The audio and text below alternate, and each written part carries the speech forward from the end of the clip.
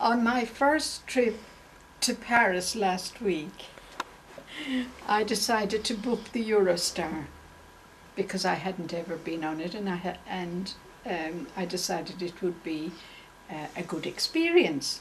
So, got up at 4:30 in the morning,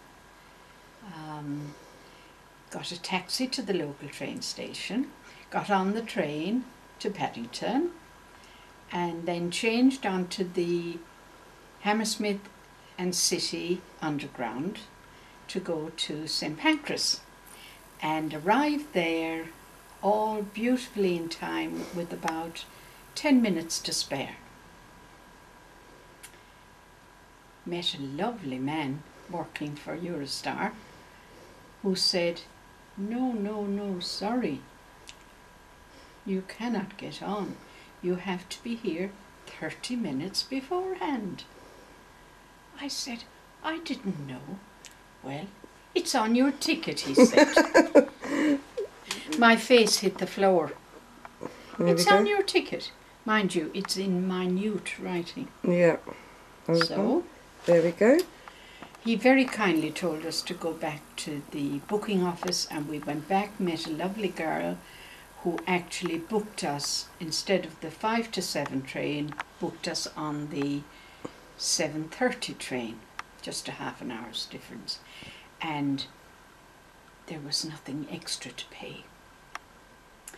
And we were quite pleased, even though my grandson was waiting for us at the other end, and he was contacted anyway and told that we were going to be 35 minutes late.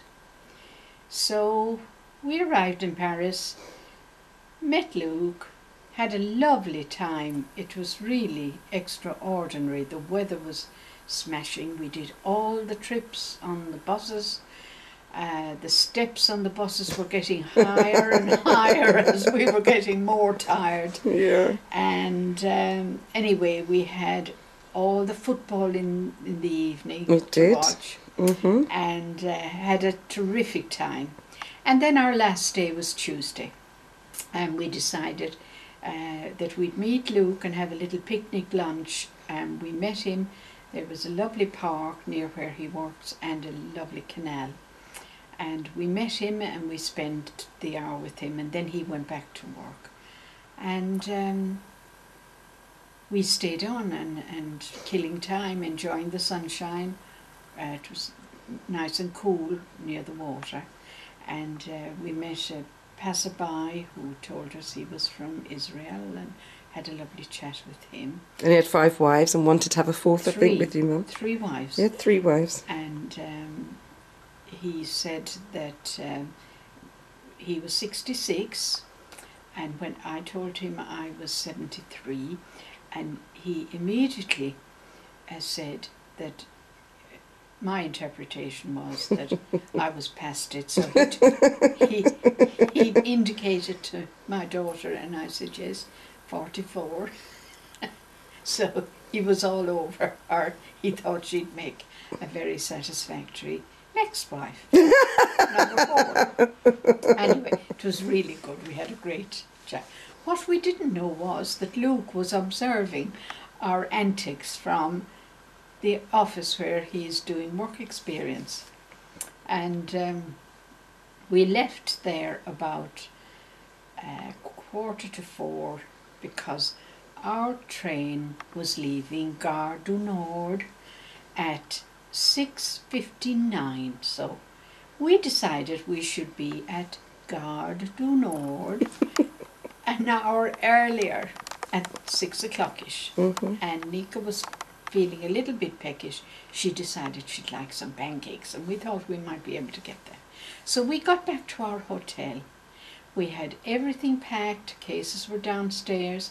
We sat in the lounge, killing time. I slept.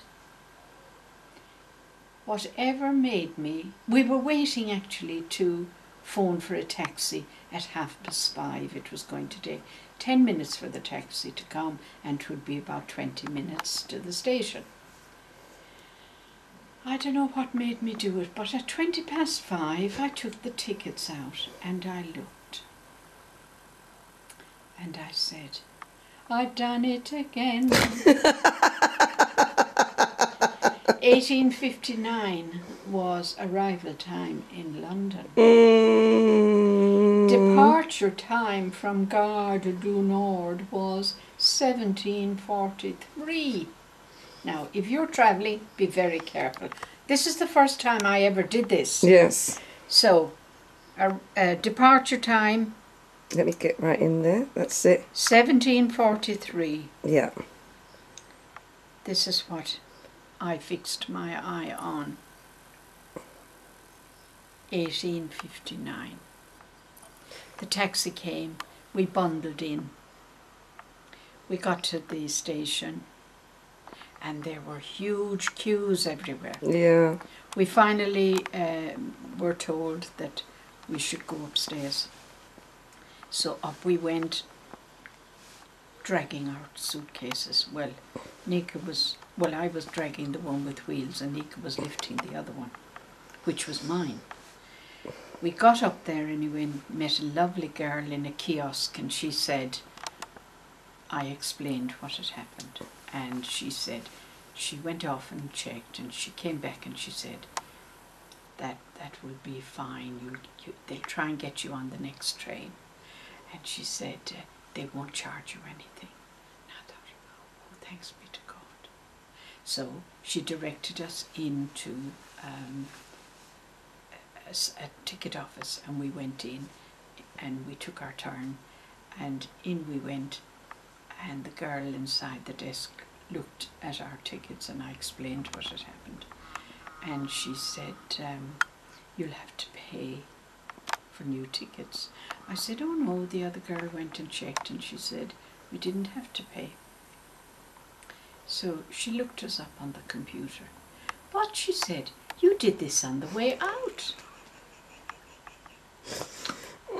So, dear oh dear, they had us tagged. They did. She said, No, no, no. no.